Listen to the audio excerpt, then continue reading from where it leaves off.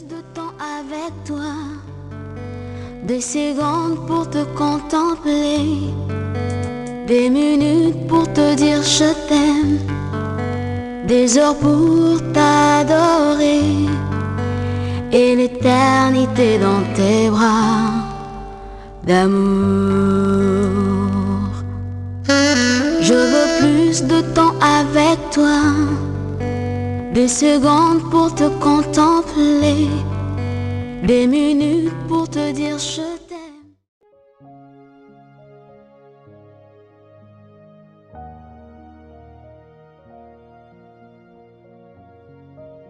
Proverbe chapitre 10. Proverbe de Salomon. Un fils sage fait la joie de son père, et un fils insensé le chagrin de sa mère.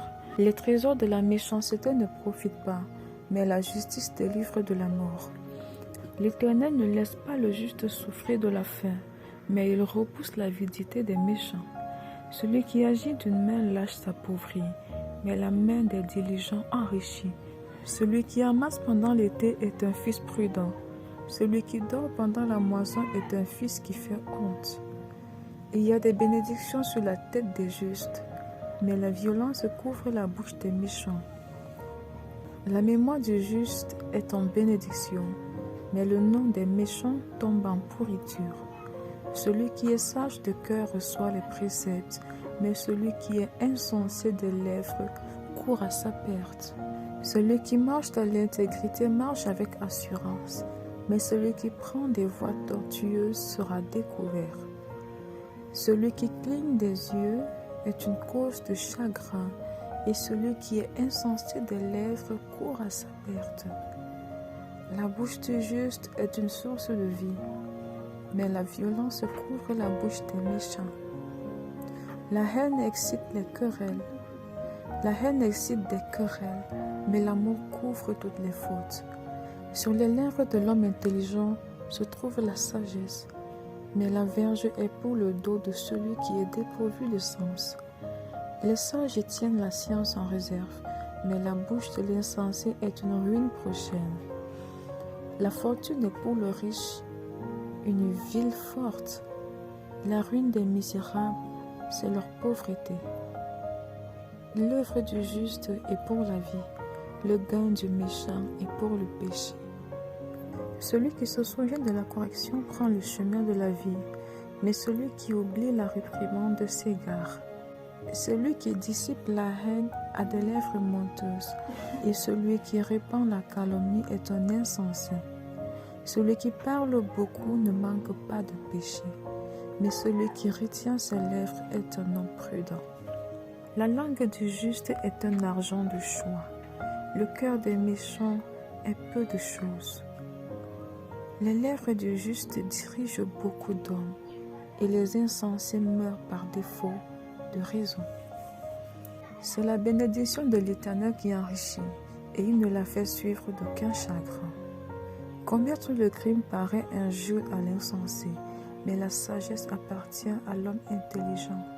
Ce que redoute le méchant, c'est ce qui lui arrive, et ce que désirent les justes leur est accordé. Comme passe le tourbillon, ainsi disparaît le méchant, mais le juste a des fondements éternels. Ce que le vinaigre est aux dents et la fumée aux yeux, tel est le paresseux pour celui qui l'envoie. La crainte de l'Éternel augmente les jours, mais les années des méchants sont abrégées. L'attente des justes n'est que joie, mais l'espérance des méchants périra. La voix de l'Éternel est un rempart pour l'intégrité, mais elle est une ruine pour ceux qui font le mal. Le juste ne chancellera jamais, mais les méchants n'habiteront pas le pays. La bouche du juste produit la sagesse, mais la langue perverse sera retranchée. Les lèvres du juste connaissent la grâce, et la bouche des méchants la perversité.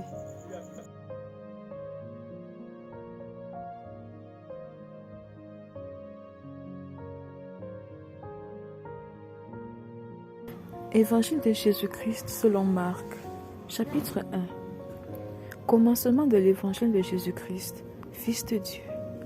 Selon ce qui est écrit dans Ésaïe, le prophète, « Voici, J'envoie devant toi mon messager qui préparera ton chemin.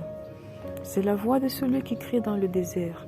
Préparez le chemin du Seigneur, aplanissez ses sentiers. Jean parut, baptisant dans le désert et prêchant le baptême de la repentance pour la rémission des péchés. Tout le pays de Judée et tous les habitants de Jérusalem se rendaient auprès de lui. Et y confessant leurs péchés, ils se faisaient baptiser par lui dans le fleuve du Jourdain. Jean avait un vêtement de poil de chameau et une ceinture de cuir autour des reins. Il se nourrissait de sauterelles et de miel sauvage.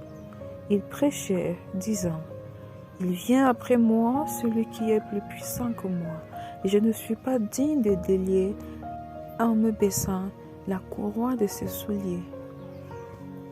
Moi, je vous ai baptisé d'eau, lui, il vous baptisera du Saint-Esprit. » En ce temps-là, Jésus vint de Nazareth en Galilée, et il fut baptisé par Jean dans le Jourdain. Au moment où il sortait de l'eau, il vit les cieux s'ouvrir, et l'Esprit descendre sur lui comme une colombe. Et une voix fit entendre des cieux ces paroles. « Tu es mon Fils bien-aimé, en toi j'ai mis toute mon affection. » Aussitôt, l'Esprit poussa Jésus dans le désert, où il passa 40 jours, tenté par Satan. Il était avec les bêtes sauvages, et les anges le servaient. Après que Jean eut été livré, Jésus alla dans la Galilée, prêchant l'évangile de Dieu. Il disait, « Le temps est accompli, et le royaume de Dieu est proche. Répentez-vous et croyez à la bonne nouvelle. » Comme il passait le long de la mer de Galilée, il vit Simon et André, frères de Simon, qui jetaient un filet dans la mer, car ils étaient pêcheurs. Jésus leur dit, « Suivez-moi, et je vous ferai pêcheurs d'hommes. » Aussitôt, ils laissèrent leur filet et le suivirent. Étant allé un peu plus loin, il vit Jacques, fils de Zébédée, et Jean, son frère, qui eux aussi étaient dans une barque et réparaient les filets. Aussitôt, il les appela, et, laissant leur père Zébédée dans la barque avec les ouvriers, ils le suivirent. Ils se rendirent à Capernaum, et le jour du sabbat, Jésus entra d'abord dans la synagogue, et il enseigna. Ils étaient frappés de sa doctrine, car il enseignait comme ayant autorité, et non pas comme les scribes. Il se trouva dans leur synagogue un homme qui avait un esprit impur, et qui s'écria, « Qu'y a-t-il entre nous et toi, Jésus de Nazareth? Tu es venu pour nous perdre. Je sais qui tu es, le Saint de Dieu. » Jésus le menaça, disant, « Tais-toi et sors de cet homme. » Et l'esprit impur sortit de cet homme, et en l'agitant avec violence, et en poussant un grand cri. Tous furent saisis de stupéfaction, de sorte qu'ils se demandaient les uns aux autres, « Qu'est-ce que ceci? Une nouvelle doctrine.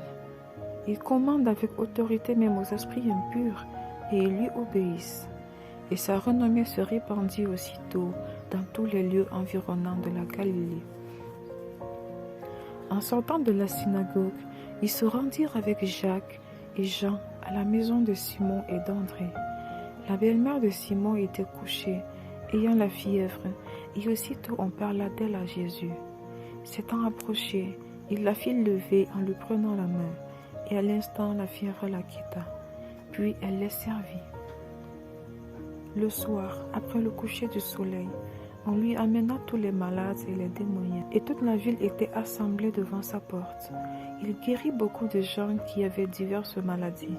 Il chassa aussi beaucoup de démons, et il ne permettait pas aux démons de parler, parce qu'il le connaissait. Vers le matin, pendant qu'il faisait encore très sombre, il se leva et sortit pour aller dans un lieu désert où il pria. Simon et ceux qui étaient avec lui se mirent à sa recherche. Et quand ils l'eurent trouvé, ils lui dirent, « Tous te cherchent. » Il leur répondit, « Allons ailleurs, dans les bourgades voisines, afin que j'y prêche aussi, car c'est pour cela que je suis sorti. » Et il alla prêcher dans les synagogues par toute la Galilée, et il chassa les démons. Un lépreux vient à lui, et il se jetant à genoux, il lui dit d'un ton suppliant, « Si tu le veux, tu peux me rendre pur. » Jésus, ému de compassion, étendit la main, le toucha et dit, « Je le veux, sois pur. » Aussitôt la lèpre le quitta, et il fut purifié. Jésus le renvoya sur le champ avec de sévères recommandations.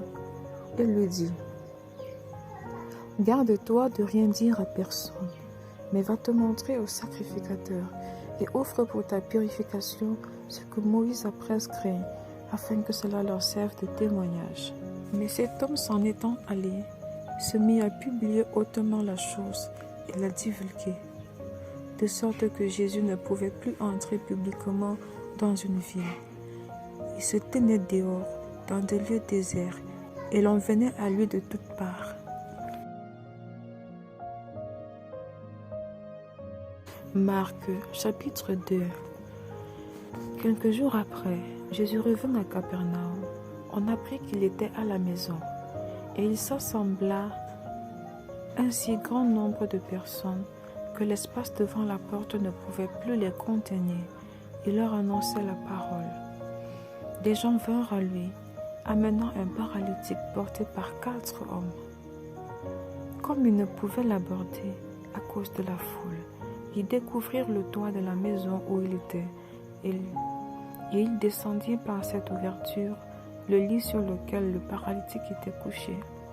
Jésus, voyant leur foi, dit au paralytique, « Mon enfant, tes péchés sont pardonnés. » Il y avait là quelques scribes qui étaient assis et qui se disaient au-dedans d'eux, « Comment cet homme parle-t-il ainsi? Il blasphème. Qui peut pardonner les péchés si ce n'est Dieu seul? » Jésus, ayant aussitôt connu par son esprit ce qu'ils pensaient au-dedans d'eux, leur dit, « Pourquoi avez-vous de telles pensées dans vos cœurs? Lequel est le plus aisé, de dire au paralytique, tes péchés sont pardonnés, ou de dire, lève-toi, prends ton lit et marche. Or, afin que vous sachiez que le Fils de l'homme a sur la terre le pouvoir de pardonner les péchés, je te l'ordonne, dit-il au paralytique, lève-toi, prends ton lit et va dans ta maison. Et à l'instant, il se leva, prit son lit et sortit en présence de tout le monde, de sorte qu'ils étaient tous dans l'étonnement et glorifiaient Dieu, disant, « Nous n'avons jamais rien vu de pareil. » Jésus sortit de nouveau du côté de la mer. Toute la foule venait à lui. Et il les enseignait. En passant, il vit Lévi, fils d'Alphée, assis au bureau des péages. Il lui dit, « Suis-moi. » Lévi se leva et le suivit. Comme Jésus était à table dans la maison de Lévi, beaucoup de publicains et de gens de mauvaise vie se mirent aussi à table avec lui et avec ses disciples, car ils étaient nombreux et l'avaient suivi. Les scribes et les pharisiens, le voyant manger avec les publicains et les gens de mauvaise vie, dirent à ses disciples, « Pourquoi mange-t-il et boit-il avec les publicains et les gens de mauvaise vie ?» Ce que Jésus ayant entendu leur dit, « Ce ne sont pas ceux qui se portent bien qui ont besoin de médecins, mais les malades. Je ne suis pas venu appeler des justes, mais des pécheurs. »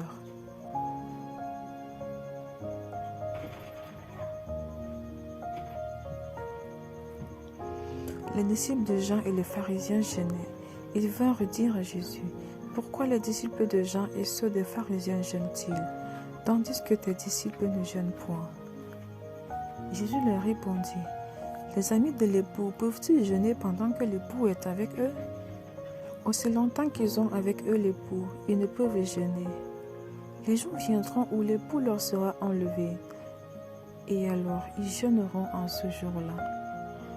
Personne ne coud une pièce de 39 à un vieil habit. Autrement, la pièce de 39 emporterait une partie du vieux, et la déchirure serait pire. Et personne ne met du vin nouveau dans de vieilles outres. Autrement, le vin fait rompre les outres, et le vin et les outres sont perdus. Mais il faut mettre le vin nouveau dans des outres neuves. Il arriva un jour de sabbat que Jésus traversa des champs de blé. Ses disciples, chemin faisant, se mirent à arracher des épis. Les pharisiens lui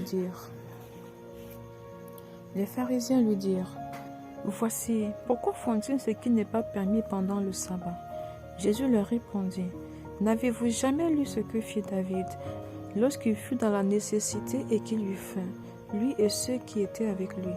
Comment il entra dans la maison de Dieu, du temps du souverain sacrificateur Abiathar, et mangea les pains de proposition. Il n'est permis qu'au sacrificateur de manger, et en donna même à ceux qui étaient avec lui. Puis il leur dit, le sabbat a été fait pour l'homme, et non l'homme pour le sabbat, de sorte que le Fils de l'homme est maître même du sabbat. Jésus entra de nouveau dans la synagogue. Il s'y trouvait un homme qui avait la main sèche. Ils observaient Jésus pour voir s'il le guérirait le jour du sabbat. C'était afin de pouvoir l'accuser. Et Jésus dit à l'homme qui avait la main sèche, « Lève-toi, là au milieu. » Puis il leur dit, « Est-il permis le jour du sabbat de faire du bien ou de faire du mal, de sauver une personne ou de la tuer ?» Mais ils gardèrent le silence. Alors, promenant ses regards sur eux après indignation, et en même temps affligé de l'endurcissement de leur cœur, il dit à l'homme, « Étends ta main. » Il l'étendit, et sa main fut guérie. Les pharisiens sortirent, et aussitôt ils se consultèrent avec les Hérodiens sur le moyen de le faire périr. Jésus se retira vers la mer avec ses disciples. Une grande multitude le suivit de la Galilée, et de la Judée, et de Jérusalem, et de l'Idumée, et d'au-delà du Jourdain, et des environs de Tyr, et de Sidon. Une grande multitude, apprenant tout ce qu'il faisait, vint à lui. Il chargea ses disciples de tenir toujours à sa disposition une petite barque, afin de ne pas être pressés par la foule. Car, comme il guérissait beaucoup de gens, tous ceux qui avaient des maladies se jetaient sur lui pour le toucher. Les esprits impurs, quand ils le voyaient, se prosternaient devant lui et s'écriaient, « Tu es le Fils de Dieu. » Mais il leur recommandait très sévèrement de ne pas le faire connaître. Il monta ensuite sur la montagne. Il appela ceux qu'il voulut. Ils vinrent auprès de lui.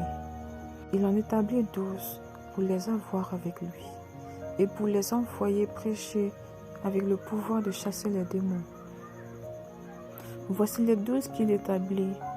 Simon qu'il nomma Pierre, Jacques, fils de Zébédée, et Jean, frère de Jacques, auquel il donna le nom de Boanerges, qui signifie fils du tonnerre, André, Philippe, Barthélemy, Matthieu, Thomas, Jacques, fils d'Alphée, Thaddée, Simon le Canaanite, et Judas Iscario, celui qui livra Jésus. Ils se rendirent à la maison, et la foule s'assembla de nouveau, en sorte qu'ils ne pouvaient pas même prendre leur repas. Les parents de Jésus, ayant appris ce qui se passait, vinrent pour se saisir de lui, car ils disaient, il est hors de sens. Et les scribes qui étaient descendus de Jérusalem dirent, il est possédé de Belzéboul, c'est par le prince des démons qui chasse les démons. Jésus les appela et leur dit sous forme de parabole, comment Satan peut-il chasser Satan? Si un royaume est divisé contre lui-même, ce royaume ne peut subsister. Et si une maison est divisée contre elle-même, cette maison ne peut subsister. Si donc Satan se révolte contre lui-même, il est divisé et il ne peut subsister. Mais c'en est fait de lui. Personne ne peut entrer dans la maison d'un homme fort et piller ses biens sans avoir auparavant lié cet homme fort. Alors il pillera sa maison. Je vous le dis en vérité, tous les péchés seront pardonnés aux fils des hommes et les blasphèmes qu'ils auront proférés. Mais quiconque blasphémera contre le Saint-Esprit n'obtiendra jamais de pardon. Il est coupable d'un péché éternel. Jésus parla ainsi parce qu'il disait, il est possédé d'un esprit impur. Suivant sa mère et ses frères, qui, se tenant dehors, l'envoyèrent appeler. La foule était assise autour de lui, et on lui dit, Voici, ta mère et tes frères sont dehors et te demandent. Et il répondit, qui est ma mère et qui sont mes frères? Puis, jetant les regards sur ceux qui étaient assis tout autour de lui, voici, dit-il, ma mère et mes frères. Car quiconque fait la volonté de mon Père, celui-là est mon frère, ma sœur et ma mère.